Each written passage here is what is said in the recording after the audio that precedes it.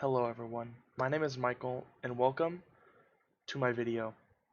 Today we're going to be talking about one of my favorite artists, John Bellion, and his album, The Human Condition. Now before we start this, I want to have a little preface of this is my first ever video kind of deal, so if anything's bad, if anything like that, just, you know, it's my first time, don't get too upset over it, okay? So the first thing I'd like to talk about with his music is just how emotional and deep he gets in some of these songs. For example, this is the first song that I'll talk about today, and it's called Fashion. So in Fashion, John talks about how even though he's so successful, he still feels the urge to go bigger. Like he needs to do everything bigger and better than the last time. He just has to. So also, he talks about how we live our lives through a phone, and now that's the only thing we know how to do, which is honestly the sad truth. Nowadays, people are just always on social media, and it's just like we're just living our lives through a phone. So now, when you look at this cover, it's nice, it's pretty cool, but now if you look deeper and you look really pay attention to it, you see a model or an actress walking in front of a crowd of people strutting her stuff, and everything's okay. But then if you look a little bit, you see a ghost carrying a ball and chain around. So the bridge and the outro of this song refer to this picture of the fictional character by saying it might be gold, but it's still a chain. Saying even though her problems, it might be oh, she's famous, everything's cool. You can't be sad or upset when you're famous, but it shows when she's carrying that ball and chain around that she still has stuff that she has to carry through her life. Okay. So now so that was Fashion. Okay, let's talk about another one of his songs, I should say.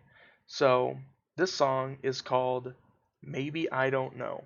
So before I really start talking about this song, I just want you to ask yourself this question of why do we do the things that we do? Not because because we like it. No. Why do we do the things we do?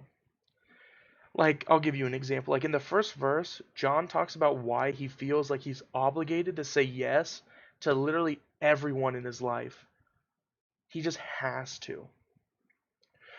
Along with many other things, he wonders why he misses his friends and family, but he still doesn't put out the effort to call or text them, which is honestly something that I do a lot. I think in a second, I'm like, oh, hey, I should text blah blah blah. I haven't talked to them in so long. But then I just forget about it. Why do we feel the urge to do it, but then we don't do it? We don't put forth the effort. I could honestly go on and on about this song, but I don't want to spoil everything for you guys. I want stuff to oh hey, that's actually really cool. Should have talked about that, but I want you to discover stuff about the song too. So let's change topics about just his songs and go back to the album. So this album took John 2 years to create, which I mean, it doesn't sound like a lot. Most I was Googling and stuff, and a lot of other albums that's probably the rough amount of time that it usually takes to make a studio album. So it doesn't really seem like a long time when considering having to write the whole thing in album and do all the instruments, you know, singing the songs, of course. But the crazy thing is that most of this album is just being made by John making random noises into a microphone and then putting those noises through a voice changer to make it sound like they're real instruments.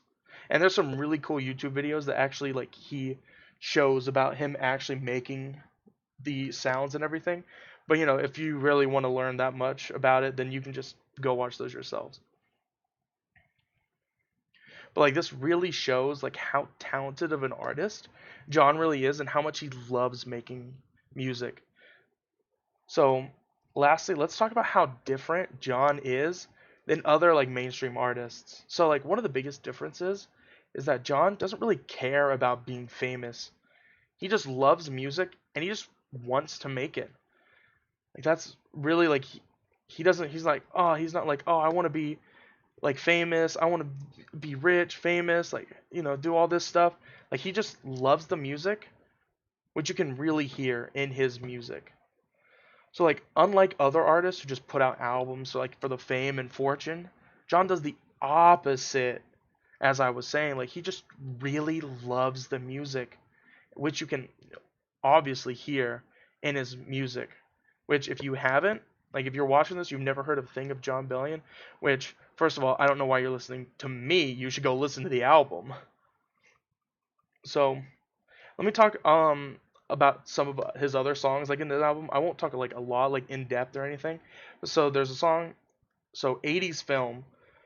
80s film is one of my favorite songs in the album, sorry. It's just it's so nice, it's fun. And like I can guarantee you that you're going to like it too. It definitely feels like you're back in the 80s, which I mean, I wasn't born in the 80s or anything like that, but it feels like you're back in that time, like the music style, like just going back to like the 80s, which is why he called it 80s films. So another one, he has a song called All Time Low, which this is probably one of his most famous songs. This is probably why a lot of people started listening to him. This is why I started listening to him. So All Time Low is the most generic, I mean, wouldn't say generic pop song, but it's basically the one that has most of the pop song like kind of tropes. Just oh, catchy tune, blah blah blah, like all that stuff. I don't really know the in and outs of music, so I can't really be like, oh yeah, blah blah blah blah blah about it. But you kind of like get where it's going. Like you definitely should listen to this song, or you probably already know this song if you're watching this video. He also has a song called I, Robot. So I, Robot is a lot about why, like how he perceives that the internet and all this technology is kind of like ruining us, like just like ruining us basically. And it's really deep. It's really nice. I would really highly recommend that one too. And then Hand of God, which is his outro, which is the last song that he plays on this album, is honestly like breathtaking. It is literally amazing. And if you listen to every song like in succession, like from 1 to 14, sorry, you can like he will reference other songs in Hand of God. I think it's near the end half of it, but if you listen and actually pay attention to the songs and then you listen to Hand of God, you'll hear some of his other lyrics from other songs in Hand of God, which I think just ties the whole album together amazingly. So, in conclusion, I hope you all know that this is really honestly just my opinion. So, if I said something that you didn't like or agree with, I mean, you can have your opinion. Like, this is my opinion. I really love John. His music is amazing to me. So, if you don't like him, don't, you know, why'd you watch the video if you don't like his music, honestly? But hey, if you watch the video, thank you. So, I mean, I honestly think that this album is something everyone can relate to. Like you can find something in this album that you're like, "Oh yeah, wait, I agree with that." Or, "Hey, I've been through that. I agree with that." Or like he also can change your mind. Like I feel like music is like one of the most powerful things. Like it can just change your train of thought or how you see like a bad situation. And I feel like this album kind of like changed me in a way. So I think it's a really good album anyone would like. And so yeah, I hope you liked the video. Please like and subscribe. Even though this is probably going to be the only video that I ever put out because this was just for an English project. But hey, I hope you liked the video. I hope you guys have a wonderful day. Bye.